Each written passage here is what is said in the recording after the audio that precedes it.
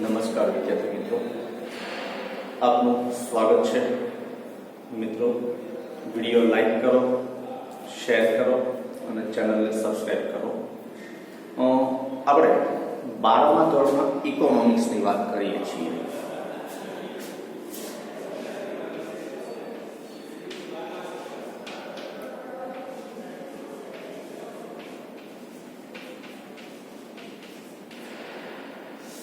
ક્યુ chapter ચાલે છે ખબર છે ને? ક્યુ 4. ક્યુ નામ છે બેન્કિંગ અને નાણાકીય નીતિ.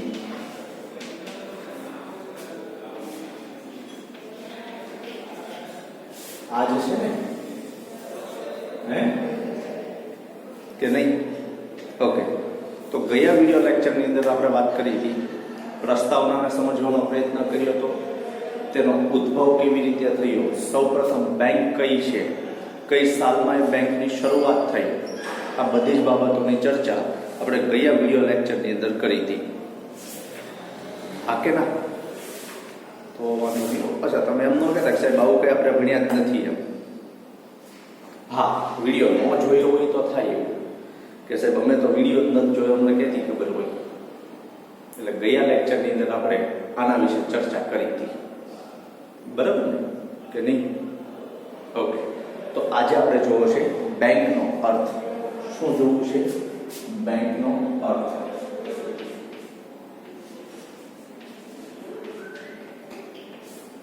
હવે સામાન્ય અર્થની વાત કરીએ તો બેંક એ શું? તો કે બેન્કિંગ સેવા આપતી સંસ્થા એટલે બેંક. શું કીધું? કે બેન્કિંગ સેવા આપતી સંસ્થા એટલે બેંક. હવે બેન્કિંગ સેવા એટલે કઈ કઈ હોય તો એ આપણે જાણતા નથી. એટલે બોર્ડમાં જો પૂછાય તો તમારે આ વ્યાખ્યા ક્યારેય લખવાની થતી નથી. શું કીધું? આ વ્યાખ્યા ક્યારેય લખવાની થતી નથી, કારણ કે બેન્કિંગ સેવા આપતી સંસ્થા એટલે બેંક. આ કોઈ વ્યાખ્યા કહેવાય? 12મા ધોરણના વિદ્યાર્થીઓને આવું સારું લાગે નહીં. તો કઈ લખવાની? તો બીજી વ્યાખ્યા આપી છે એ કે માંગવામાં આવે એટલે.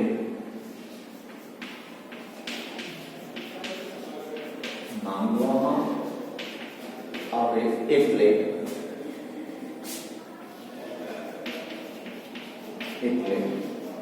નાણાં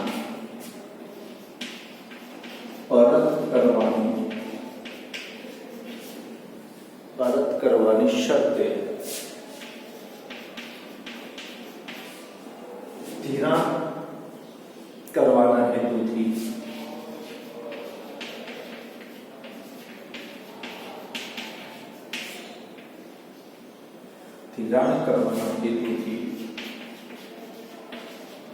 પ્રજાની બચતો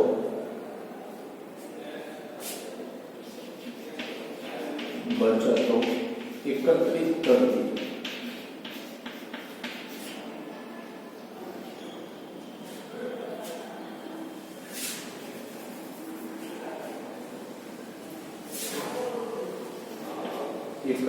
કરતી સંસ્થા એટલે બેંક.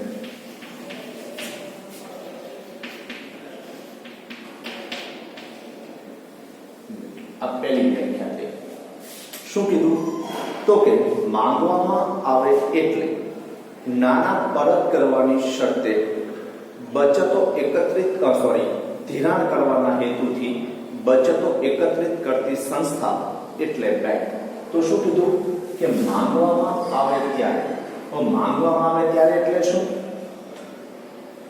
તો આપણે સૌ જાણીએ છીએ કે ભાઈ જ્યારે આપણે બેંક પાસે જઈએ અથવા તો આપણે કોઈ વેપારીને આપણે ચેક આપીએ તો આપણે ચેક આપીએ છીએ, વિથડ્રોલ કરીએ છીએ, એટીએમ થી પૈસા ઉપાડીએ છીએ. આ બધા જ આપણે બેંક પાસે શું કરીએ છીએ? પૈસા માંગીએ છીએ. સમજે છે કે નથી સમજાતું? આપણે બેંકને કહીએ છીએ કે મને એટલા રૂપિયા આપો. આ પહેલેથી ખાતામાં તો હોય જ છે, પરંતુ માંગવામાં આવે એટલે નાણાં પરત કરવાની શરતે. પરત ક્યાં કરશે? આપણે જે આપેલા છે એ. બરોબર? આપણે પહેલા બેંકને શું કરશું તો કે બચતો એકત્રિત કરાવશું હશે ને એ આપણે બેંકમાં 50 રૂપિયા જમા કરાવે પછી જ્યારે આપણે 50 માંગીએ ત્યારે નાના બેંક આપણને પરત કરશે કે નહીં કરે કરે જ તે કારણ કે આપણે આપેલા છે તો આ રીતે માંગવામાં આવે એટલે નાણાં પરત કરવાની શરતે ધિરાણ કરવાના હેતુથી ધિરાણ એટલે શું લોન આપવાના હેતુથી હવે લોન આપવા માટે શું કરે છે તો કે પહેલા પ્રજા પાસેથી બચતો એકત્રિત કરે છે હવે આપણને પ્રશ્ન થાય કે ભાઈ આપણે જે બચત કરીએ છીએ એ તો એ ધિરાણ તરીકે આપી દે છે અથવા આપણે જે બચતો કરીએ છીએ એ તો આપણને પરત આપી દે છે તો બેંક લોન કઈ રીતે આપી શકે ધિરાણ કેવી રીતે આપી શકે તો ધિરાણ આપવા માટે દરેક બેંકે અમુક નિયમો બનાવેલા છે કે ખાતામાં અમુક રૂપિયા જમા હોવા જોઈએ જેમ કે SBI નો નિયમ છે 3000 રૂપિયા ખાતામાં હોવા જોઈએ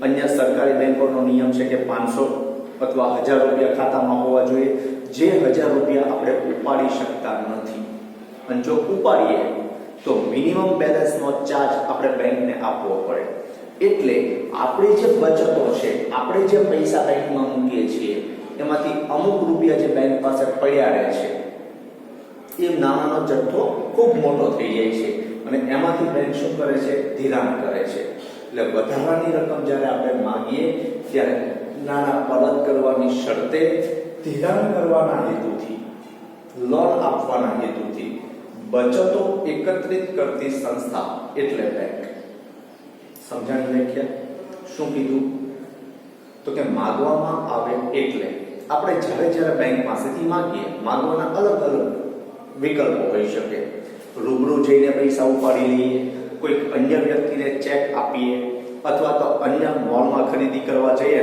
આપણે ATM થી પેમેન્ટ ચૂકવીએ ક્રેડિટ કાર્ડથી પેમેન્ટ ચૂકવીએ તો આ બધું બેંક પાસેથી આપણે પૈસા માંગીએ છીએ ત્યારે નાણાં પરત કરવાની શરતે અને ધિરાણ કરવાના હેતુથી બચતો એકત્રિત કરતી સંસ્થા એટલે બેંક સમજાઈ ગયા વ્યાખ્યા ઓકે બીજી વ્યાખ્યા જોઈએ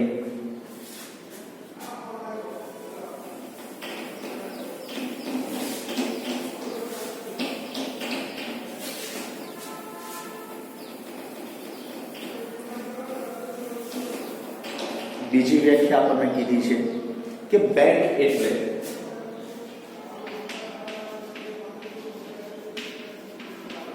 આ વ્યાખ્યા તમે ઓલરેડી ભણીને આવ્યા છો કે પહેલી ભણ્યા કઈ ભણી મને કહેજો બેંક એટલે નફાના હેતુથી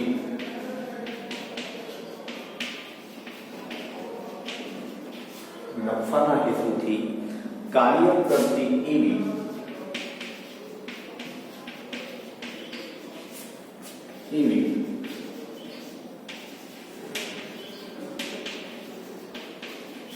ધંધાકીય સંસ્થા જે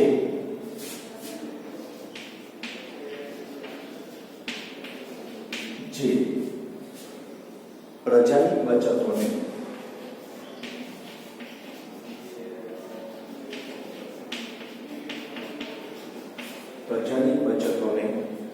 થાપણો તરીકે સ્વીકારે છે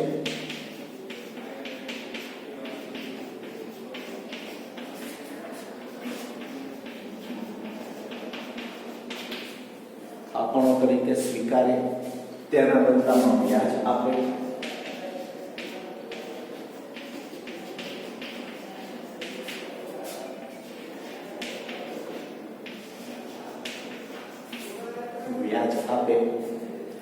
તે થાપણો સાચું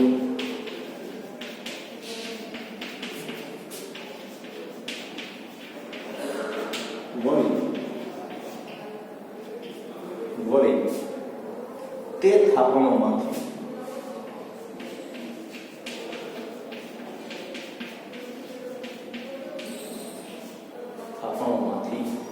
જે લોકોને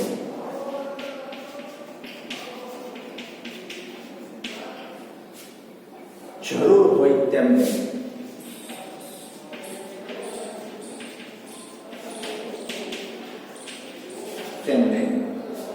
ધિરાણ આપે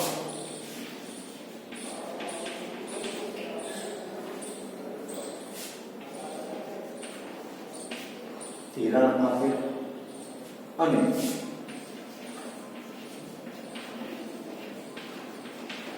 ધિરાણ સામે વ્યાજ વસૂલ કરે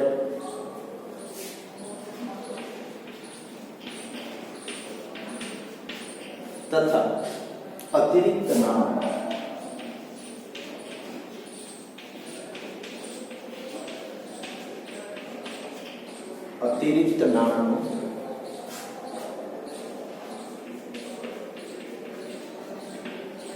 દેશના વિકાસ માટે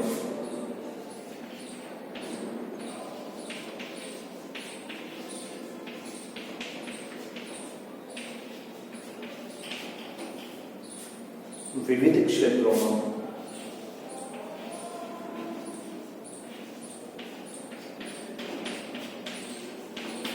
રોકાણ કરે.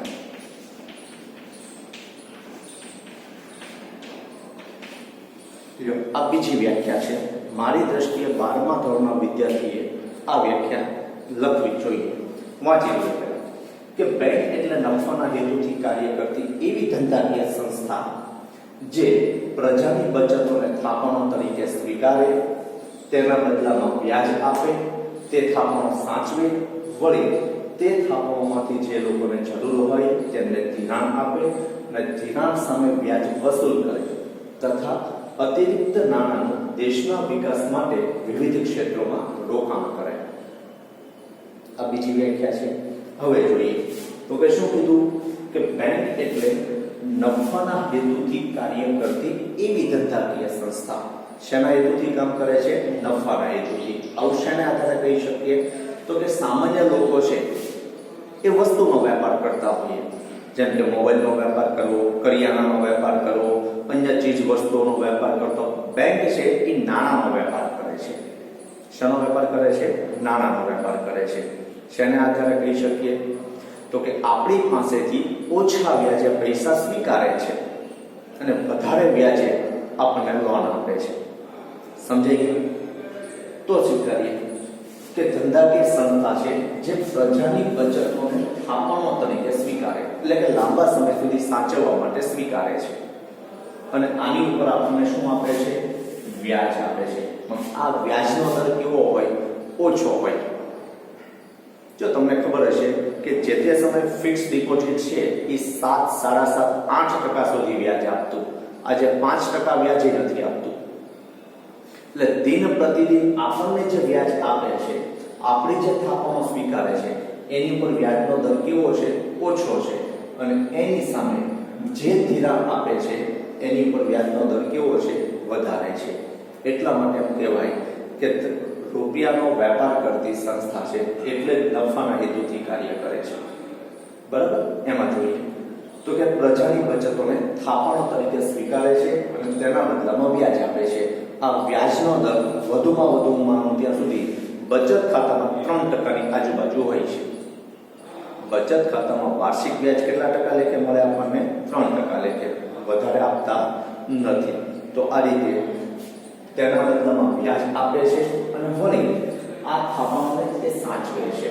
આપણે ઘરમાં હોય તો ચોર ચોરી કરવાની શક્યતા છે, પણ જો બેંકના ખાતામાં પડ્યા હોય તો એ સેફ છે. હા, જો સાયબર ચોર ન આવે તો પણ એ તમને ખબર પડવી જોઈએ ઓટીપી ક્યારે કોને અપાય કોને ન અપાય. આ બધી જ બાબતોને ધ્યાનમાં રાખવાનું. એટલે પ્રજાની બચતોને થાપણો તરીકે સ્વીકારે છે, એના બદલામાં વ્યાજ આપે છે અને આ થાપણોને એ સાચવે છે. અને આ થાપણોમાંથી એટલે કે આપણે જે બેંકમાં પૈસા જમા કરાવીએ છીએ, બેંક આપણા પૈસા જે સાચવે છે એમાંથી જરૂર હોય તેને ધિરાણ આપે છે. ધિરાણ એટલે લોન આપે છે અને લોનના બદલામાં શું મેળવે છે? વ્યાજ વસૂલ કરે છે. વ્યાજ વસૂલ કરે એટલે આપણને ખબર છે કે આ વ્યાજ લાંબા સમય સુધી એ આપણી પાસેથી વસૂલ કરતી રહે છે. એટલે આ વ્યાજ કેટલા ટકા મેં કીધું? થાપણો ઉપર 3 થી 3.5%. આની પર વ્યાજ કેટલું હોય? તો કે 6% થી હંમેશા વધુ. એટલે એમ કહી શકાય કે આપણને એ 3% લેખે વ્યાજ આપે છે અને પોતે 3% લેખે મેળવે છે. તો વધારાનો 3% વ્યાજ જે એ લોકો લે છે એથી શું મેળવે છે? નફો મેળવે છે.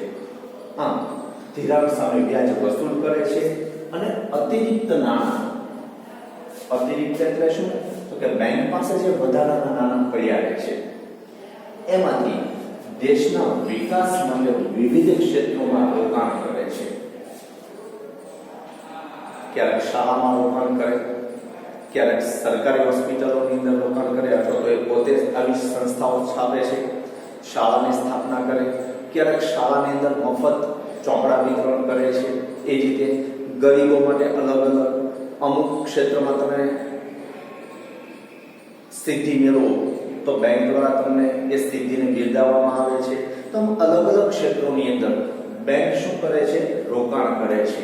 અને તમને ખબર હશે કે ઘણી બધી હોસ્પિટલોને બેંકે એમ્બ્યુલન્સ પણ ગિફ્ટમાં આપેલી છે. જેમ કે આપણી ભાવનગરની બ્લડ બેંક છે, તો બ્લડ કલેક્ટ કરવા માટેની જે વાન છે, વેન છે, એટલે કે એમ્બ્યુલન્સ છે, તે SBI ડોનેટ કરેલી છે. રામોદ્ર હોસ્પિટલની જે એમ્બ્યુલન્સ છે એ પણ SBI બેંકે ડોનેટ કરેલી છે. અલગ અલગ ક્ષેત્રોમાં આમ બેંક છે એ શું કરે છે? તો કે નફાના હેતુથી કાર્ય કરતી એવી ધંધાકીય સંસ્થા જે પ્રજાની બચતોને થાપણો તરીકે સ્વીકારે છે, તેના બદલામાં વ્યાજ આપે છે અને આ થાપણો સાચવે છે. વળી તે થાપણોમાંથી જે લોકોને જરૂર હોય તેમને ધિરાણ આપે અને ધિરાણની સામે વ્યાજ વસૂલ કરે. તેમજ અતિરિક્ત નાણાં, અતિરિક્ત એટલે શું? તો કે વધારાના, જો લોકો માગે ત્યારે એમને આપવાના, ધિરાણ આપવાનું, અને પછી જે વધારાના નાણાં છે એમની પાસે, એ નાણાં એટલે કે નફાનો જે વધારાનો રૂપિયો એમની પાસે બચે છે એ વધારાના નફાના નાણાંનું શું કરે છે?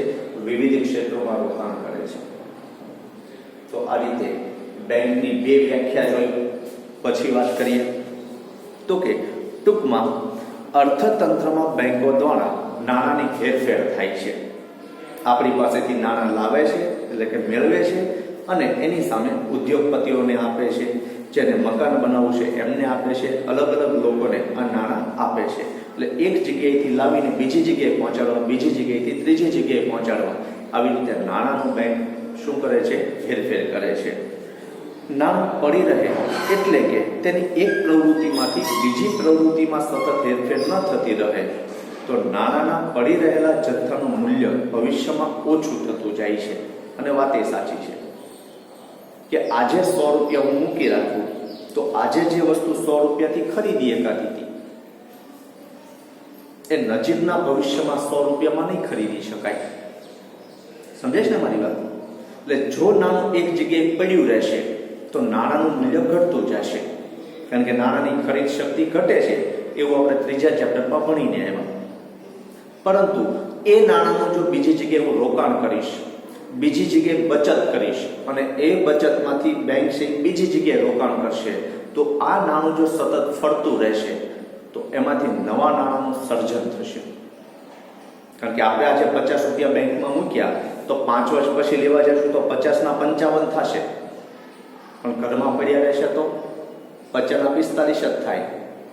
જો 45, હું એમ નથી કહેતો 5 રૂપિયા ઘટી જાય, પણ બજારમાં વસ્તુ ખરીદવા જશું ત્યારે એનું મૂલ્ય ઘટી જશે.